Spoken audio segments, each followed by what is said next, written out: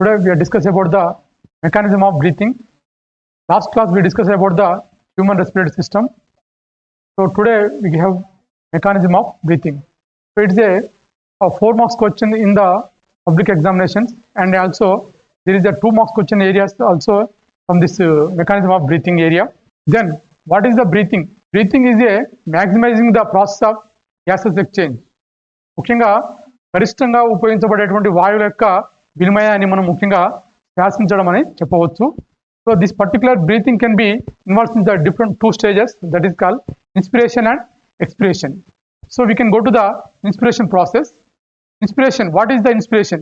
Inspiration is a intake of air into lungs from the external area into the lungs area. It can be called as a inspiration. So inspiration is a active process.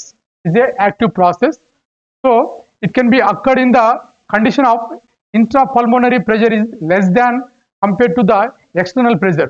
So the particular lungs can be have the low pressure, that is the condition for the inspiration may be occurred. So this condition may be arised by the muscles contraction of the diaphragm and intercostal muscles. Here we can see when the muscle contraction will be arised.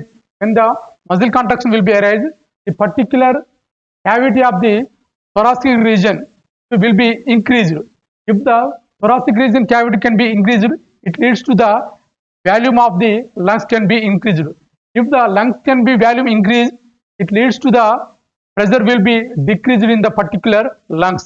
So if the lungs can be a low pressure, the particular inspiration may be done, that is called intake of air into the lungs. So this is called inspiration process. In this area, the muscle contraction of the diaphragm and intercostal muscle, that is called external intercostal muscle, can be participation for the inspiration process. Now we can go to the expiration process. Expiration means inhalation of air from lungs to the air. So here we can see the releasing of the alveolar air to the exterior part is called expiration process. So expiration is a passive process. We know the inspiration is a active process, expiration is a passive process. So it can be completely opposite to the inspiration process. So here the particular intrapulmonary pressure will be high compared to the exterior pressure.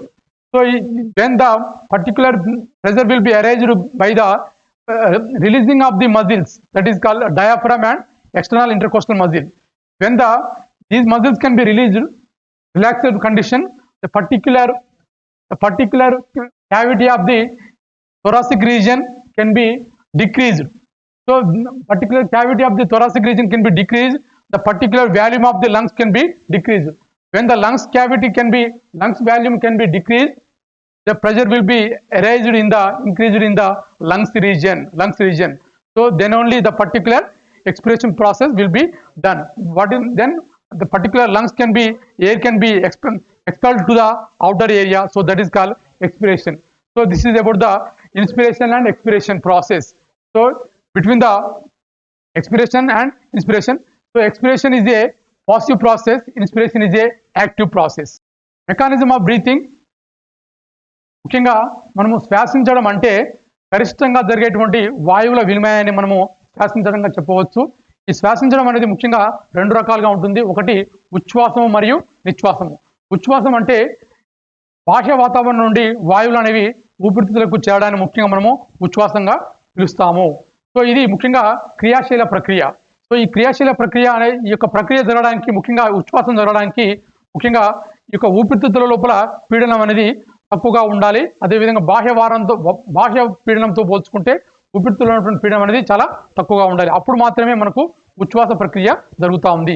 So ఇది ముఖ్యంగా విభాజక పటల కండరాలు కావచ్చు, వెలుపలి పర్షకంత కండరాలు కావచ్చు, ఇవి ఎప్పుడైతే సంకోచించడం మొదలుపెట్టిన తర్వాత ఈ యొక్క ఉరహపుర ఘనపరిమాణం అనేది పెరుగుతూ ఉంది.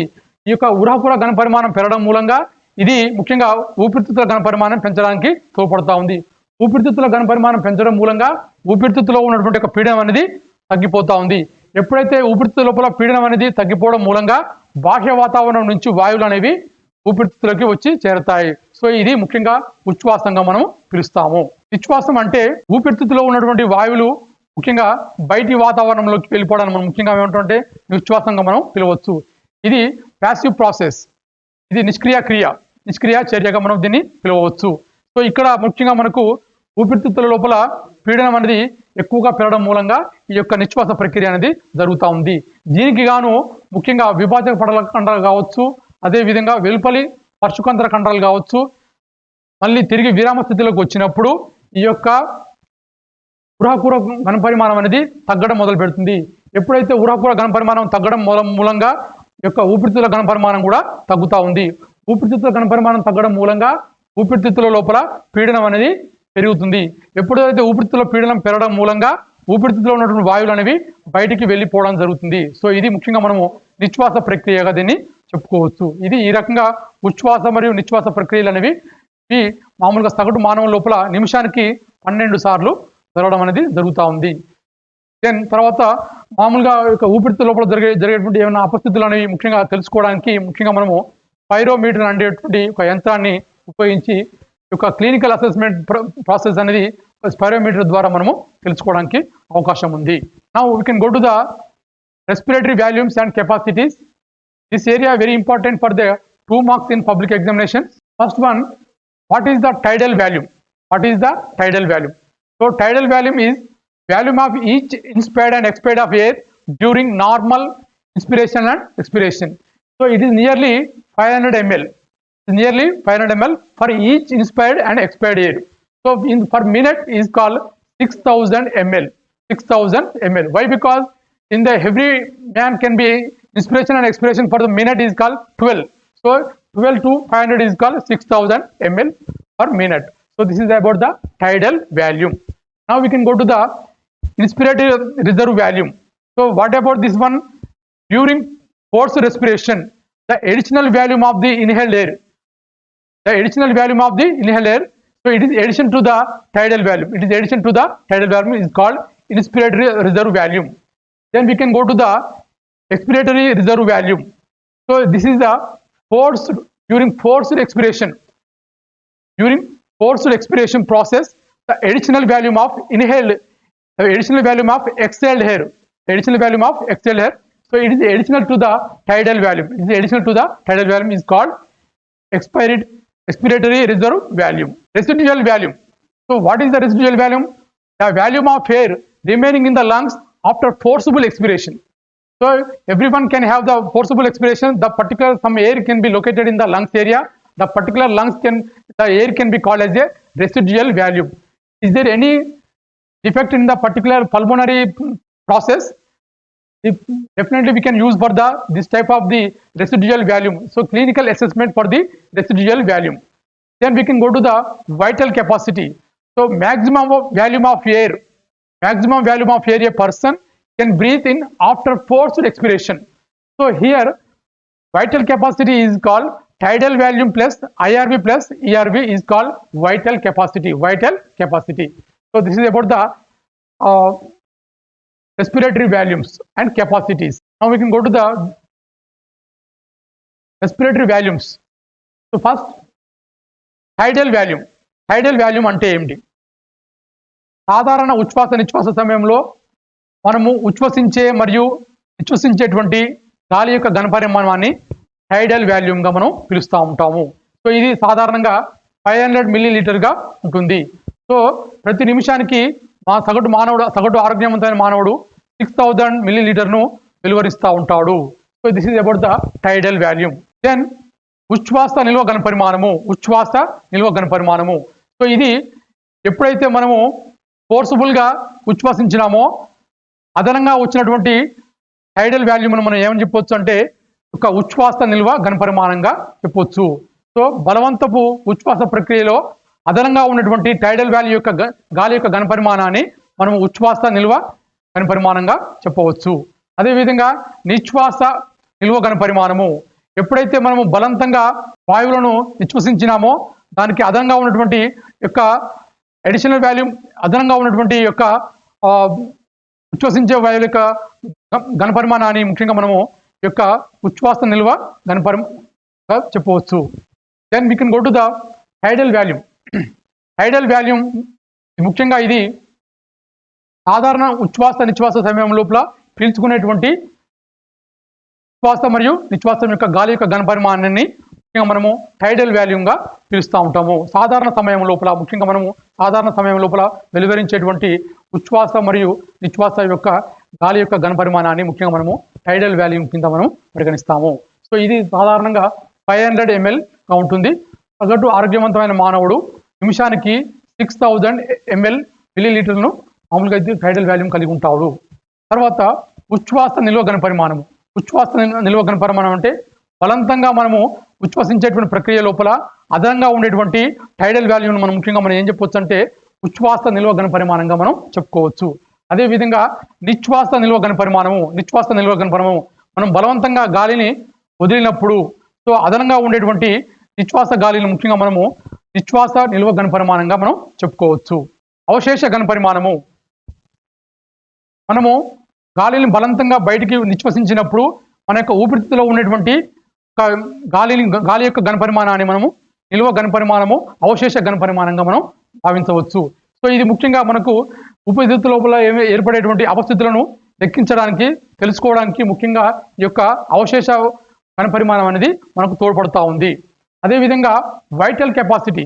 సో ఈ వైటల్ కెపాసిటీ బలవంతంగా జరిగేటువంటి ఉచ్ఛ్వాస ప్రక్రియ తర్వాత పీల్చుకోగలిగినటువంటి గాలి యొక్క గరిష్ట ఘనపరిమాణాన్ని ముఖ్యంగా మనము వైటల్ కెపాసిటీగా మనం భావించవచ్చు. So here VC vital capacity అనగా ముఖ్యంగా this is the tidal volume. అదేవిధంగా టైడల్ వాల్యూమ్ ప్లస్ ఉచ్ఛ్వాస నిల్వ ఘనపరిమాణము నిశ్వాస ఘనపరిమాణము ఈ మూడు కూడా కలిస్తే మనకు వచ్చేది వైటల్ సామర్థ్యంగా మనం లెక్కించవచ్చు. Now we can go to the respiratory disorders. ముఖ్యంగా శ్వాస వ్యవస్థలో రకరకాలుగా ఏర్పడేటువంటి పరిస్థితులను మనం ముఖ్యంగా రెస్పిరేటరీ డిసార్డర్స్గా మనం తెలుసుకోవచ్చు. ముఖ్యంగా దీని లోపల can go to the asthma.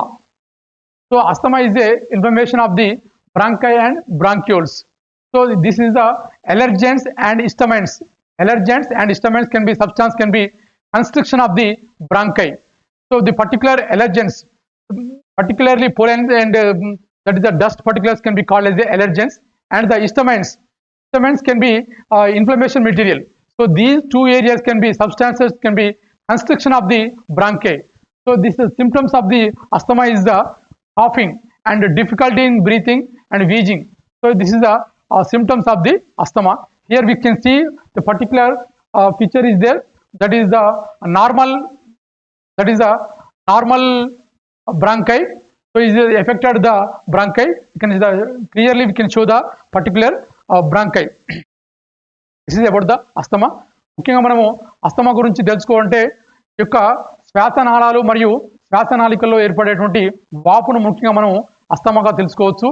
కొన్ని రకాల అలర్జెన్స్ అనేవి ముఖ్యంగా కొన్ని రకాల అర్జెన్స్ కారకాలు అదేవిధంగా ఇష్టమైన లాంటి యొక్క వాపు కలిగించేటువంటి పదార్థాలు యొక్క శ్వాసనాళిక యొక్క సైజును తగ్గించడం మూలంగా యొక్క వాయువుల యొక్క రవాణా లోపల వాయువుల యొక్క శ్వాసక్రియ లోపల ఇబ్బంది ఏర్పడే పరిస్థితిని ముఖ్యంగా మనం అస్తమాగా తెలుపుకోవచ్చు.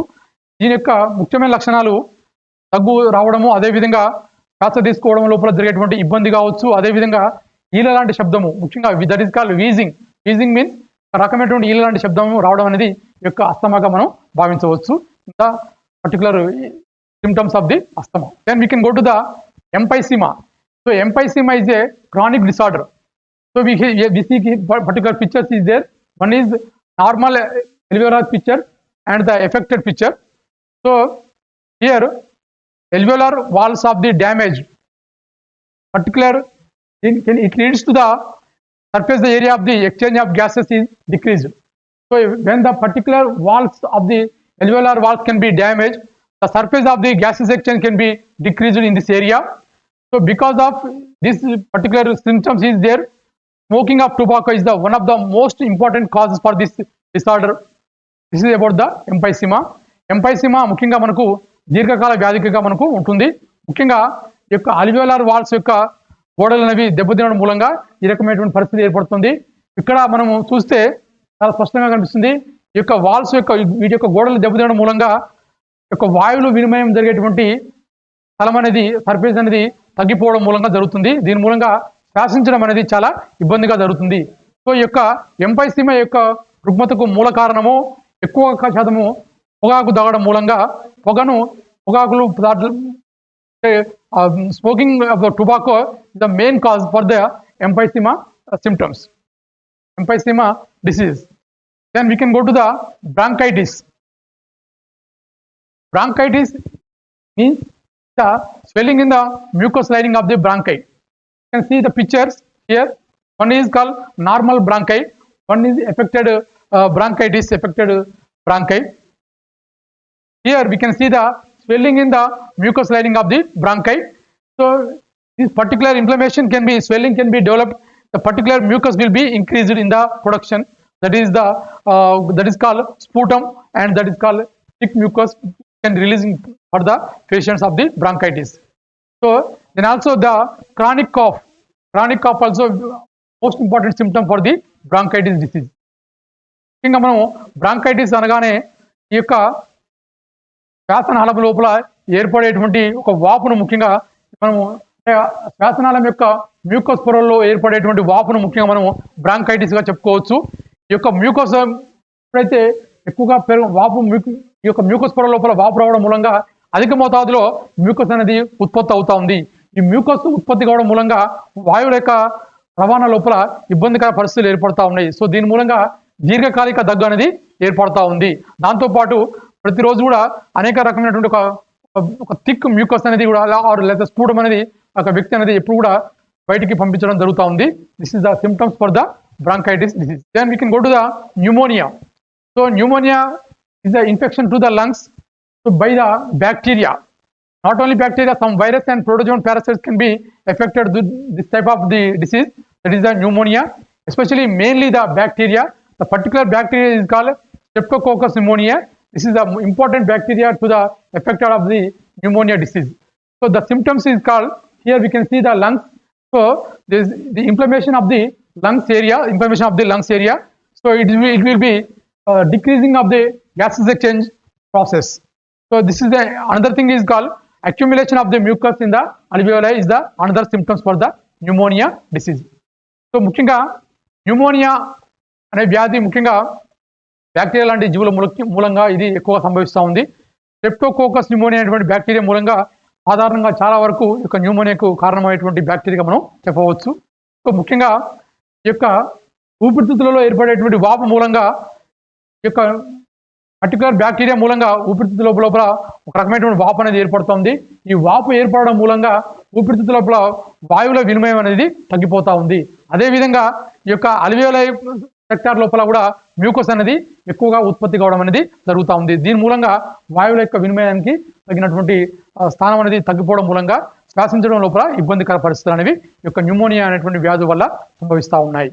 Then we can go to the occupational respiratory disorders. Here we can see, already we can told about the respiratory disorders. This is occupational respiratory disease means those persons working in a particular industry, they can affect the this type of disorders, that is called occupational respiratory disorders. In this area, you can see the asbestosis. Asbestosis means those who are working in the particular asbestos industries, they can exposure to the asbestos dust. So that is called asbestosis. Those who working in the particular silica dust, those who are exposed to the silica dust. Where is silica? Silica can be located in the mining and quarry. Those who are working in the mining area and quarries and sand areas can be, the particular silica dust can be affected, exposure to the silica dust. The particular disease can be called as a silicosis. Those who are working in the iron industries, the small particulars of the iron molecules can be affected to the lungs area. So this can be called as a siderosis. So those who are working in the mining industries, coal mining industries, so they are affected the particular black lung disease, that is called exposure to the coal dust. So the particular disease can be called as a black lung disease. So ముఖ్యంగా ఈ యొక్క వృత్తిపరమైనటువంటి శ్వాసక్రియ రుగ్మతలనేవి ఏదైనా ప్రత్యేకమైనటువంటి పరిశ్రమలో పనిచేసినప్పుడు సంభవిస్తూ ఉంటాయి. So దాంట్లో ముఖ్యంగా అస్బెస్టాసిస్.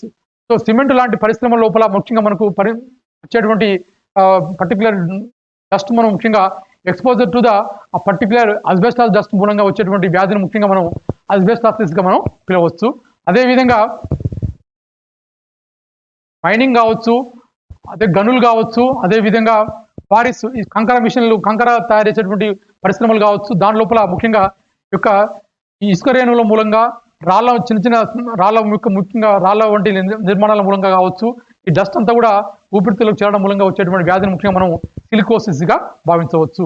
అదేవిధంగా ఐరన్ ఇండస్ట్రీస్ లోపల ఎక్కడైతే ఇక ఐరన్ ఇండస్ట్రీస్ ఎక్కడి నుంచి మామూలుగా మట్టి నుంచి తీసేటువంటి యొక్క ఐరన్ మాలిక్యూల్స్ నుంచి వాటిని తయారు చేసేటువంటి పరిశ్రమ లోపల శుద్ధి చేసేటువంటి కర్మాగారంలో పనిచేసేటువంటి వ్యక్తుల లోపల ఈ యొక్క ఈ పర్టికులర్ మాలిక్యూల్స్ మొత్తం కూడా ఊపిరితిత్తులో చేరడం మూలంగా వచ్చేటువంటి వ్యాధిని ముఖ్యంగా మనం ఫెడ్రోసిస్గా మనం భావించవచ్చు.